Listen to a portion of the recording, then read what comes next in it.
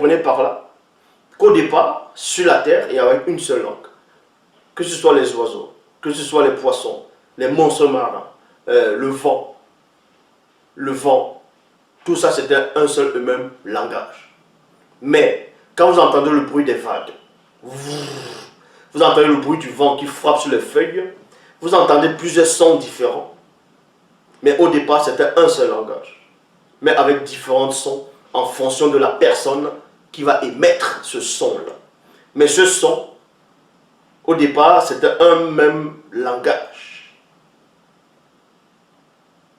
Est-ce que vous comprenez? Parce que avant la chute, comme on vous dit, même vous pouvez vérifier dans les Bibles classiques, dans Genèse chapitre 11, toute la terre avait une seule langue et les mêmes mots. Donc un oiseau qui va parler la langue, qui parlait à cette époque, et l'homme qui parle, un lion qui va parler, ils vont s'entendre. Ça va être les mêmes mots, mais l'intonation, c'est-à-dire l'accent, il y aura le même accent, mais il y aura la voix sera différente. Parce que le lion a sa voix, en fonction de sa physionomie, physiologie, ainsi de suite. L'oiseau aura une voix. Un homme a sa voix. Un monstre marin, ainsi de suite. En fonction de la rince, ainsi de suite, de sa morphologie.